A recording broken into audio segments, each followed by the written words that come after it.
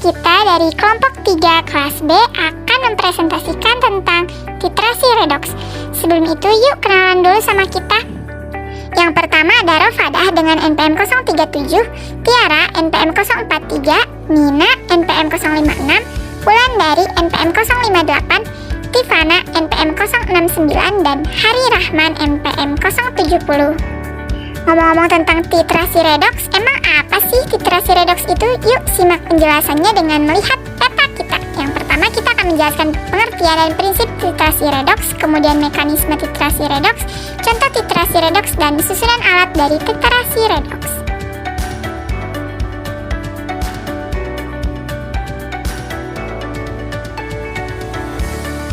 Apa itu titrasi redoks? Jadi, titrasi redoks merupakan titrasi yang melibatkan reaksi, reduksi, dan oksidasi tentunya. Apa sih reaksi reduksi itu?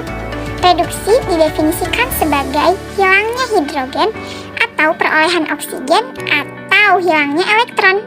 Sedangkan oksidasi, kebalikannya, didefinisikan sebagai perolehan hidrogen atau hilangnya oksigen atau perolehan elektron.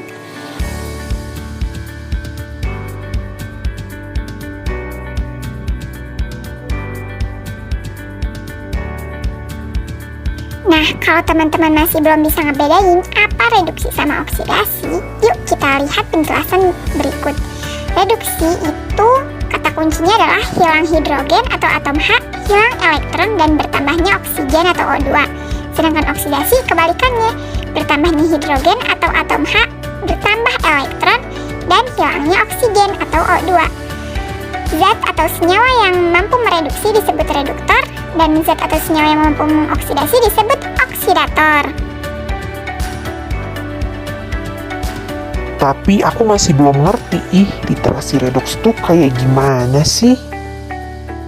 Makanya yuk lihat penjelasan selanjutnya. Buat teman-teman yang masih bingung, nih ada pengertian tentang prinsip titrasi redoks. Istilah oksidasi mengacu pada suatu perubahan kimia di mana terjadi kenaikan bilangan oksidasi, sedangkan reduksi digunakan untuk setiap penurunan bilangan oksidasi. Jadi, proses oksidasi disertai dengan hilangnya elektron, sedangkan reduksi disertai dengan penambahan elektron. Oksidator adalah senyawa di mana atom yang terkandung mengalami penurunan bilangan oksidasi. Sebaliknya, pada reduktor, atom yang terkandung mengalami kenaikan bilangan oksidasi.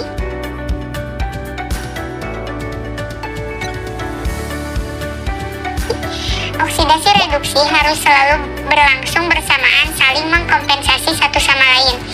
Istilah oksidasi dan reduksi tidak mengacu pada atom saja, tetapi juga pada suatu senyawa. Titrasi redoks berdasarkan pada perpindahan elektron antara titran dan analit. Dalam titrasi redoks biasanya digunakan potensiometri untuk mendeteksi titik akhir.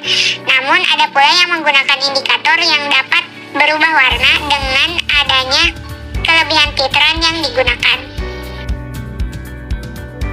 Nah, karena udah jelasin pengertian dan prinsip dari titrasi redoks, gimana sih mekanisme titrasi redoks itu?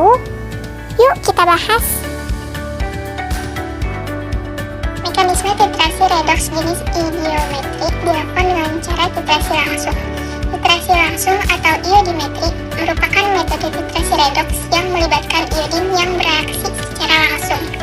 Iodium merupakan oksidator yang relatif kuat dengan nilai potensial reaksi sebesar plus 0,535 V. Iodium akan mereduksi senyawa-senyawa yang memiliki potensial reduksi lebih kecil dibandingkan dengan iodium. Pada reaksi oksidasi, iodium akan mengalami reduksi menjadi iodida sesuai dengan reaksi I2 plus 2M menghasilkan 2I.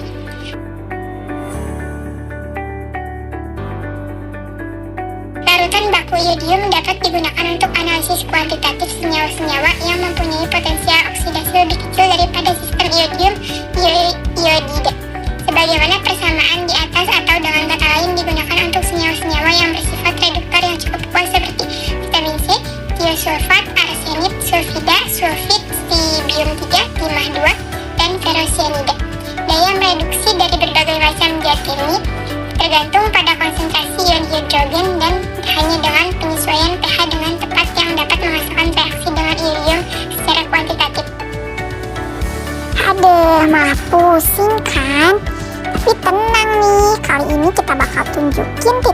redoks dengan contohnya. Nah, di sini terdapat contoh-contoh titrasi redoks. Yang pertama tuh ada titrasi permanganometri.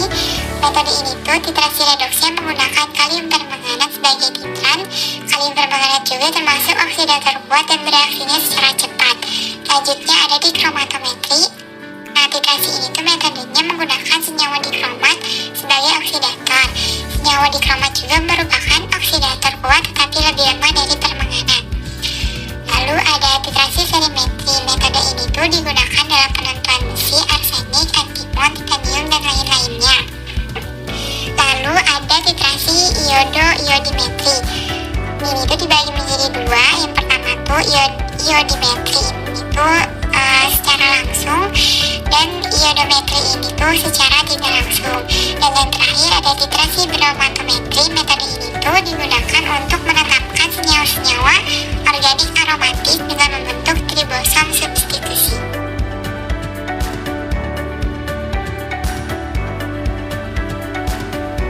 Buat titrasi redoks itu sendiri, dia tuh kan terjadi reaksi reduksi dan oksidasi. Nah, ini adalah contoh-contohnya udah aku cantumin. Nah, untuk mekanismenya sendiri mungkin sudah tahu ya, kalau jadwal oksidasi itu meningkatkan bilox atau bilangan oksidasi, dan juga sedangkan reduksi itu kan mengurangi atau menurunkan bilangan oksidasi.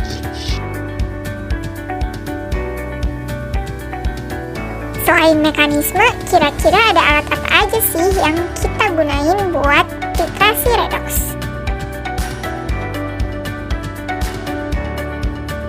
Susunan alat titrasi redoks. 1. Statif. Statif adalah stand yang berfungsi sebagai tempat untuk meletakkan klem. Kedua, ada klem. Klem adalah alat penjepit yang terbuat dari besi dan berfungsi untuk menjepit buret saat hendak melakukan titrasi. Yang ketiga, ada buret.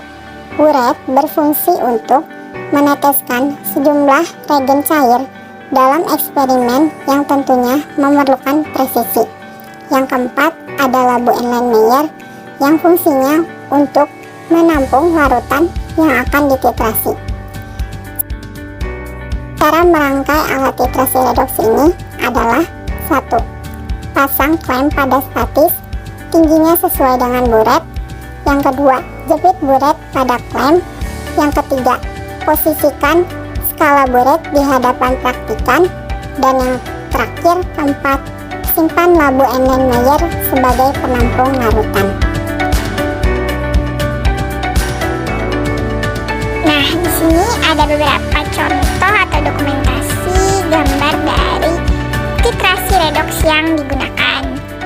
Bisa disimak ya.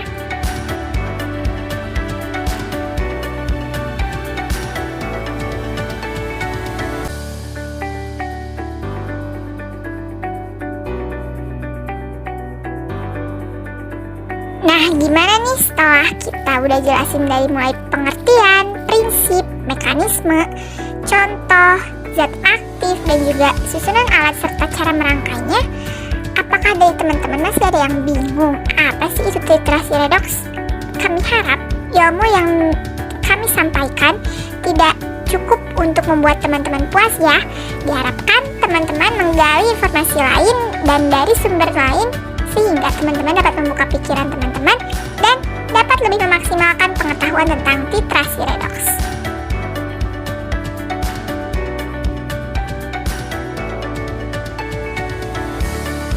Nah, mungkin segitu aja yang dapat kita sampaikan. Semoga kalian dapat benar-benar mengambil manfaat ya dari apa yang kita sampaikan. Kurang lebihnya mohon maaf, dan sampai jumpa di proyek lainnya. Bye-bye!